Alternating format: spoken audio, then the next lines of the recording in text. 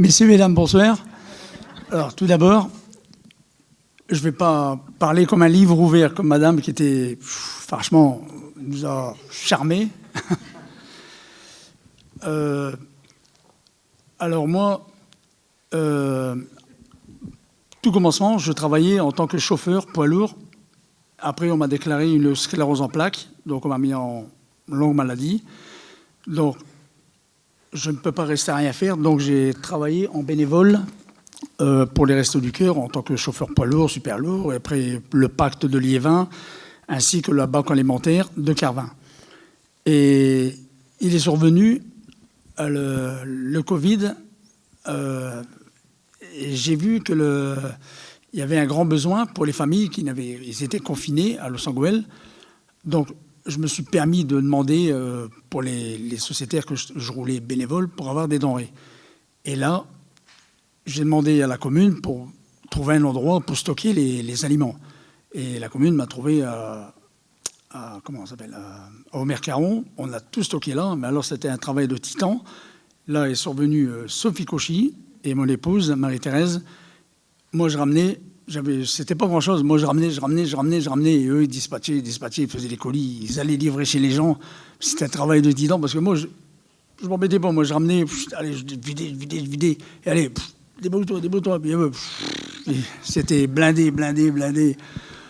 On aurait cru, franchement, style, bon, deux dames dans un fourgon, sans parler plus, puis ils faisaient les livraisons.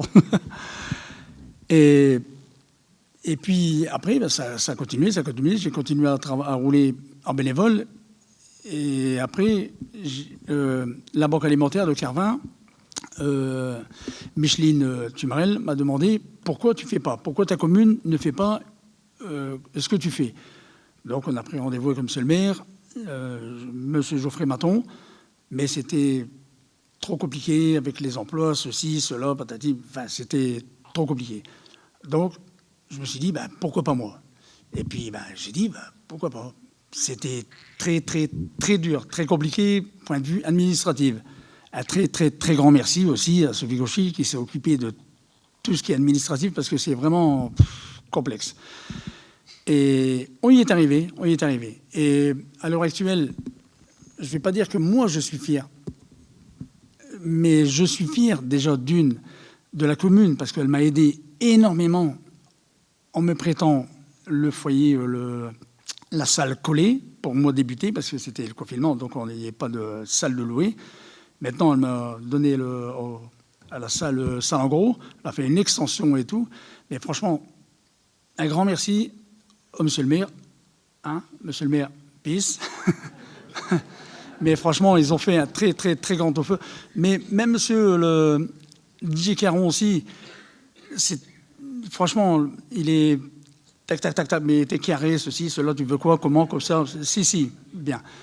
Et maintenant, je ne sais pas s'il est là dans la salle, hein, je ne sais pas, je parle de lui, je ne vois pas, mais je parle tel que je le ressens.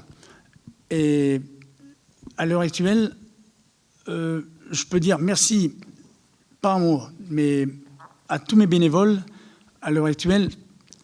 Si je peux, c'est grâce à eux. Tout seul, je ne pourrais pas. Moi, je m'occupe, c'est tout ce qui est affrètement. C'est vrai, je connais beaucoup de monde, mais tout ce qui est administratif, moi, ça me dépasse. Tout ce qui est dossier, j'ai pas de temps à perdre avec ça. Ça m'intéresse pas. Moi, je travaille, je ramène, je distribue. Plus les gens ils en ont, plus ils sont contents, et moi, plus je suis heureux de les voir partir avec ça. Pour vous dire, j'ai même investi, j'ai acheté des caddies. Ils mettent dans les caddies, ils partent. Les caddies, ils me disent, ils sont pas assez grands. Je ne sais pas comment faire. S'il faudrait, mais je ne sais pas si la commune serait d'accord pour faire un circuit qu'ils puissent rentrer avec leur véhicule, puis sortir de l'autre côté, mais je ne sais pas. Mais bon, c'est déjà pas mal. Mais franchement, j'ai créé ça d'un but. C'était pas mon idée. Mon idée, c'est de vouloir travailler. Je voulais travailler. Bon, j'ai eu une sclérose en plaques, mais ils ont dû, peut-être ils se sont trompés de dossier, parce que peut-être c'est pas moi, parce que je suis toujours au speed, alors c'est peut-être pas moi. Mais on ne me l'enlèvera pas de la tête. C'est inadmissible de rester chez soi, regarder la télé, et puis moi je suis bien, lui à la fin, bah, c'est mon voisin, bah, il a faim, il n'y a qu'à faire comme moi. Voilà, c'est pas normal. Il faut, comme madame l'a dit tout à l'heure, on est une communauté, il faut vivre, mais il faut s'entraider l'un l'autre. On n'a pas le droit de vivre, nous, bien, et l'autre, mal. C'est pas normal, c'est pas dans l'ordre des choses. Non. Moi, je vois les gens, ils viennent de plus ou moins jeunes, plus ou moins vieux. Vieux, entre parenthèses, j'ai 62 ans, mais bon. Oui, je suis en pleine forme, moi. Mais c'est pas normal de vivre bien et les autres moins bien. Non, c'est tout le monde. Moi, je dis, chaque commune, il devrait y avoir au moins peut-être un Victor qui fasse tac tac. Allez, vas-y, allez, il faut faire. Mon intention, c'était de faire à Los-Angeles et les Lossois. Après, j'ai vu un peu, je voulais faire la même chose à Grenay. Après, j'ai dit, laisse tomber. Non, c'est déjà Los-Angeles. Déjà, je travaille à mi-temps, je fais que 12 heures par jour. Déjà, c'est déjà bien. J'ai dit, si je travaille de l'autre côté, je vais faire 24-24. C'est pas la peine. Mais voilà, donc ça a démarré avec le Covid. Mais je vois qu'à Los Angeles, il y a pire dans les autres communes aussi, parce que je sais qu'il y a pire. Mais nous, notre commune, il y a un grand besoin. Après, un grand besoin, mais il y a un besoin. Et on ne peut pas se permettre de rester à rien faire. C'est impossible. C'est pas possible. Moi, je suis là, je vous regarde, vous me regardez, moi, c'est bien. Mais il n'y a pas que moi. Mes bénévoles sont là et tout le monde n'est pas là. Mais grâce à eux, moi, je fais ce que je fais là. Mais s'ils ne sont pas là, je ne peux rien faire. Moi. Je ne peux rien faire. Voilà. Merci.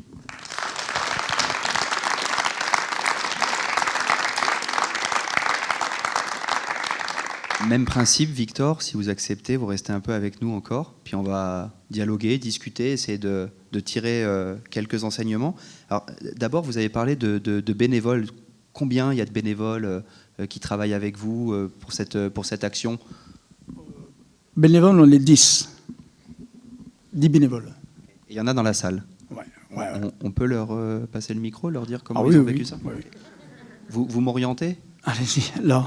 Par là? Je chauffe? La charmante blonde, là, déjà. Ah, c'est bon, j'ai trouvé, merci. Eh bien oui, en plus de l'association, c'est devenu une petite famille. On a trouvé des gens bien, des gens qu'on ne connaissait pas. Moi, je vois que parmi les bénévoles, il y a des gens que je ne connaissais pas avant. Et puis, on a créé un lien. Maintenant, je voudrais remercier Victor parce que contrairement à certaines personnes, bon, pas ici, c'est pas ce que je veux dire, mais Victor va parler de lui 2 minutes et après, c'est si mes bénévoles n'étaient pas là, si les autres n'étaient pas là, je serais rien. Et c'est pour ça, à chaque fois, à chaque réunion qu'on a pu avoir, c'était le même discours. Alors moi, je voudrais remercier Victor pour ça. Le message est passé. On a dit aussi Sophie Cauchy. Je la reconnais dans le public. Tu veux nous partager un petit mot, Sophie, sur qu'est-ce qui te touche dans cette histoire et toi, pourquoi tu t'es engagée? Moi, j'ai connu Victor pendant le premier confinement, donc je ne connaissais pas du tout. Donc il m'a fait bien travailler. Il faut savoir que pendant le premier confinement, on a livré aux Lossois 18 tonnes de nourriture. Donc on s'est touché vraiment toute classe sociale. Il fallait savoir qu'il y avait beaucoup de chômage partiel, des gens au RSA, ensuite des personnes âgées. Donc les personnes âgées qui étaient vraiment isolées, les familles ne pouvaient plus, qu'ils habitaient Douai, Roubaix, tout ça, qui ne pouvaient plus venir donner de l'alimentation. Donc c'est vrai qu'il nous a fait bien travailler. Marie-Thérèse a eu 6 vertèbres de déplacés quand même. Du coup, l'idée, c'était de créer une association. Du coup, l'association a été créée le 1er juillet 2020. Ensuite, le deuxième confinement est arrivé au mois de novembre. Donc, la municipalité nous a prêté la salle collée. Donc, l'association a été créée. Et c'est vrai que moi, je fais bien la partie administrative. Du coup, je trouve qu'il y a quand même 300 inscrits, donc 300 familles lossoises, dont 98 enfants. Oui, 370. Moi qui travaille dans le social... 370 familles et 110 enfants. Voilà. Je répète pour toi. 110 enfants de moins de 12 ans. Du coup, bon, vous savez tous que je travaille à la mairie, donc je travaille depuis 10 ans dans le social. Et c'est vrai que Victor, les familles viennent en mairie. Et là, c'était la première fois que j'allais vers les familles. Du coup, il y avait quand même beaucoup de besoins qu'on peut-être on n'avait pas identifiés. Donc, grâce à l'association, maintenant, on peut plus aider parce que Victor est en partenaire avec le CCAS. Donc, il ne faut pas oublier. Donc, voilà. Qu'est-ce que ça a changé pour toi, Sophie, tout d'un coup de passer avec ta casquette d'administrative de la mairie à une personne engagée pour faire un peu, finalement, le même travail d'action sociale, mais pas du même point de vue? Qu'est-ce qui a changé de ton côté? C'est surtout, là c'était plus, les gens avaient plus de besoins encore. On se confie plus. Là, c'est pas l'administratif, c'est vraiment l'humain. Du coup, on raconte un peu plus sur sa vie personnelle. Du coup, on peut tirer un peu plus de fil que de rentrer dans une administration et d'entraide. On ne fait pas rentrer les gens dans des cases. Non. Mais pourtant, l'administratif reste important. Vous l'avez dit, Victor. Vous, ce n'est pas votre tasse de thé. Mais c'était important de faire cet administratif. C'était quoi l'administratif qu'il fallait faire? Surtout le dossier, parce que c'est de l'action sociale. Il faut savoir que l'action sociale, il faut vraiment un dossier en béton pour créer une association. Parce que là, c'est vraiment de l'humain. Ce n'est pas une association de sport, c'est vraiment de l'humain. Du coup, c'est plus difficile de rentrer dans un administratif. Là, on touche plutôt le département que du sport, quoi. Le département au sens des compétences? Des compétences, au niveau social. Vous saviez, vous, Victor, que c'était le département qui s'occupait des questions sociales? Non. Pour vous, ça ne change pas grand-chose du moment que l'action est faite. Voilà, exactement. Mais par contre, d'avoir la ressource avec Sophie, de savoir faire cet administratif, on a bien compris que c'était indispensable pour réussir à mener cette action. Voilà, exactement. Ouais. Et on voit que Sophie, il y a une sorte de débordement dans ce que tu fais. Ce n'est pas dans ta fiche de poste. Enfin, en tout cas, je ne crois pas. Monsieur le maire. Alors, on va passer quelques questions. On va essayer de creuser ça. J'ai entendu un non. Oui, bonsoir à tous. Non, effectivement, c'était pas dans la fiche de poste de Sophie, je le confirme. Juste pour remettre, quand même, d'abord pour démarrer, c'est vraiment remercier Victor et ses bénévoles. Là, du coup, moi, je remercie vraiment les deux parce que c'est fait avec le cœur. Donc, c'est pour ça que quand cette action a été mise en place, elle s'est faite de manière spontanée. Elle s'est faite en suivant ses valeurs, son envie d'aller répondre à ces gens qui étaient isolés. Alors, on le dit peut-être pas suffisamment assez, mais on était quand même dans une période où on pensait mourir. On pensait que quand on allait rentrer chez quelqu'un qui avait le Covid, on allait en mourir. Et donc, le niveau de tension, il était beaucoup plus élevé qu'aujourd'hui, où on a un recul, même si le contexte est toujours compliqué. Mais il faut se remettre à cette époque-là où Sophie, Marie-Thérèse ont été au-devant de familles sans avoir aucune idée de ce que le Covid pouvait leur infliger à eux et leur famille. Donc vraiment, je trouve que ça, c'est absolument un don de soi et ça va au-delà d'une fiche de poste. Donc du coup, ça ne pouvait pas être dans sa fiche de poste. Et du coup, c'est un peu la genèse, c'est-à-dire que cette aide qui s'est organisée spontanément, à un moment donné, c'est devenu tellement important qu'il y avait besoin de ressources. Et c'est comme ça que spontanément, Victor est venu vers nous. Et quand Victor dit que c'était compliqué avec la mairie, oui, de structurer un service de ce type-là, avec du coup beaucoup de denrées périssables, non périssables, à garder dans certaines conditions, à qui on apporte de l'aide sociale. Donc on rentre forcément, nous, sur une complexité d'un dispositif à organiser, et qui est loin de la vision qu'on avait, Victor, sur le déploiement.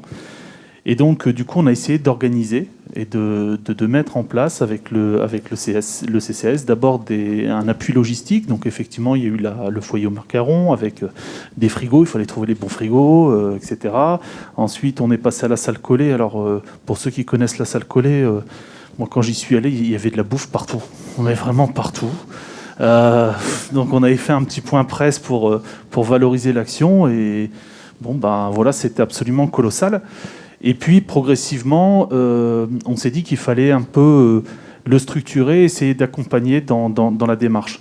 Et là, pour pouvoir fonctionner, effectivement, il y avait l'obligation de revenir un petit peu à ce qui est appelé sous le terme un peu administratif, c'est un cadre. On revient tout à l'heure à ce que disait Jean-François, comment on pose un cadre. Et donc, c'est la directrice du CCAS, en lien avec Sophie notamment, qui ont posé ce cadre-là de coopération, ce qui permet d'avoir une convention entre le CCAS et l'association, et aussi une convention entre la commune et l'association pour mettre à disposition du coup un lieu qui est adapté. Et donc ça, on l'a travaillé de concert avec Victor, et donc aujourd'hui il y a un lieu à la Halle Salengro qui permet de travailler dans de meilleures conditions. Et puis il y a aussi une participation possible du CCAS, puisqu'il faut donner 5 € pour avoir une petite cagette. Enfin, une petite cagette, c'est des sacrés colis en réalité. Et le CCAS, pour les personnes en difficulté, il y a une petite instruction qui est faite dans une commission permanente des aides facultatives, dont Victor, du coup, est venu nous rejoindre. Voilà, ça permet aux gens, du coup, pour 1,50 €, de pouvoir avoir accès à ce colis-là. Sur les chiffres, je ne suis pas sûr qu'on soit 370 familles, ça me paraît un peu démesuré. Du coup, il faudrait juste peut-être qu'on vérifie ce chiffre-là. C'est 370 familles, tu me confirmes, d'accord? Personne, hein. Voilà, d'accord. Dont 110 enfants de moins de 12 ans. D'accord, parce que 370 familles, ça faisait Non. réagir. Donc, on est à 370 personnes, ce qui est énorme, hein, on est d'accord, hein, dont une centaine d'enfants. Voilà, et du coup, c'est en route aujourd'hui. Moi, ce que je voulais quand même souligner, c'était vraiment le fait que tous ces bénévoles-là ont pris vraiment ce sujet à bras-le-corps. Moi, je suis toujours épaté aussi par une chose, c'est que c'est pas forcément les gens qui ont le plus qui ont envie de donner le plus. Et franchement, c'est une leçon à plein d'autres. Et du coup, je suis absolument emballé, enchanté d'avoir rencontré ce type de personnes. Merci, Chauffret. Est-ce qu'il y a d'autres réactions dans le public? Toujours la même. Juste dire que dans les 2 témoignages qu'on vient d'avoir, il y a une constante, c'est que la crise peut révéler le pire de l'humain et peut révéler également le meilleur. Donc je me réjouis que, en tout cas pour les gens qui sont ici, ce soit le meilleur qui soit ressorti. Merci. D'autres réactions?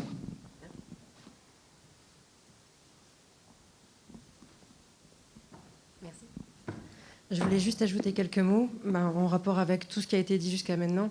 On était au moment où on a tous été confinés dans un monde assez individualiste. Et je salue un peu votre altruisme à tous, d'avoir pu apporter un peu d'humanité à des moments où il n'y en avait pas, où on pensait que les rayons de pâtes étaient dévalisés et autres. Et beaucoup de gens n'ont pensé qu'à eux, malheureusement. Et là, vous étiez là, et merci.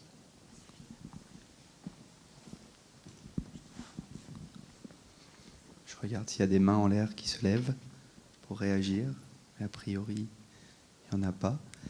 Victor, on a eu une information qui me paraît intéressante, c'est que vous, qui étiez assez loin de ces questions administratives, vous vous retrouvez quand même dans une commission. Commission permanente des aides facultatives au CCAS. Ouais. Comment? Vous êtes piégé? Mais c'était volontaire. Hein. Mais même ça apporte un grand besoin, mais ça enrichit aussi, parce que je ne vais pas dire connaître, ça, pas connaître le malheur des autres, mais on va dire, participer, aider, comment pouvoir aider, comment pouvoir donner. C'est toujours, de toute façon, toujours donner, toujours pouvoir aider, mais la commission, avec M. Geoffrey et tout ça, mais franchement, c'est grand, c'est grandiose, mais c'est très grand. C'est enrichissant. Franchement, c'est... Même si un jour, moi, je me retire ou un autre, si parmi vous, quelqu'un peut s'y présenter, franchement, c'est très bien. Franchement, c'est... Ah bah merci Victor, en plus tu recrutes pour moi, donc c'est bien, merci. Non, mais franchement, c'est très, très, très enrichissant. Moi, je suis ému en tout cas de ce que vous venez de témoigner. C'est très fort. C'est vous qui êtes très grand. On peut l'applaudir. Bravo.